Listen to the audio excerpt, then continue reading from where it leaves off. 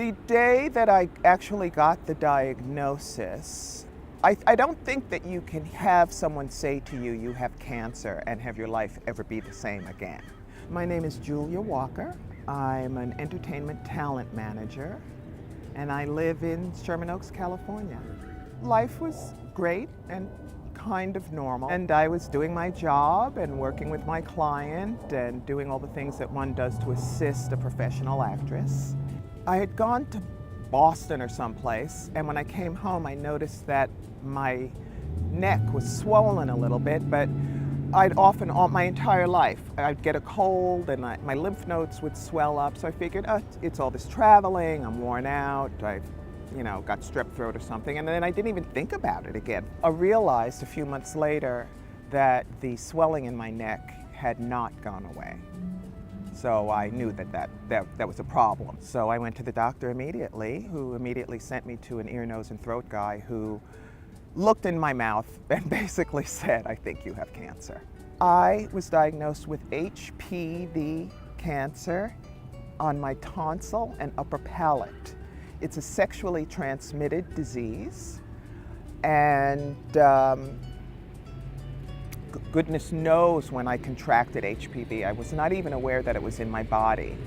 Many people have HPV, and it's a very small proportion actually develop cancer from it. I was just one of those people. Fortunately, I've surrounded myself with people who are extraordinarily supportive and positive. So I got the diagnosis in the company of two very close friends.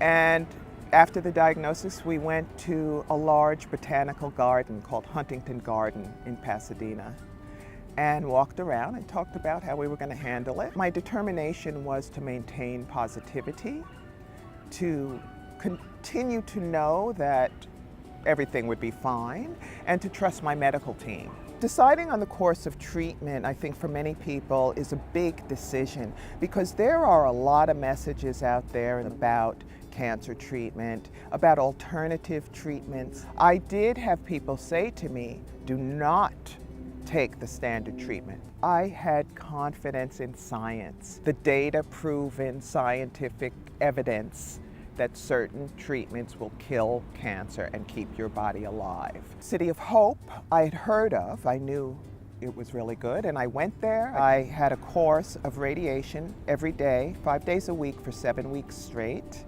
and I had 3 chemotherapy treatments during that time. They were real clear about what would happen to me during that treatment, about how I would feel after the first week, after the second week, after the third week. And I was like clockwork. Everything was fine the first couple of weeks, and then I hit a wall. Radiation is no joke. But I didn't spend a lot of time considering it not working. And honestly, I spent a lot of time looking at the clouds and flowers and watching funny shows. I became obsessed with cooking programs on TV, which was kind of funny because I couldn't eat, but somehow it fed my need to feel that I was interacting with food. All through it, I was just so calm and sure that everything would be fine. But it was extraordinarily difficult. It did work, and right now I feel great, and I'm sort of an evangelist for the HPV vaccine. Had that vaccine been available to me when I was an adolescent, I would not have had to go through this. I'm 60, about to turn 61 years old, and I smile a lot, and I enjoy the little things in life. Flowers, trees, being with people, being by myself. I've always been a positive person anyway, I think, and it increased that positivity. So for instance, prior to cancer, I'm not sure I ever said to myself, gee, I love being alive. But I say that to myself a lot. Hearing the words, you have cancer, there's nothing more frightening than that. So there's nothing really that life can deal me that is going to be bigger than that.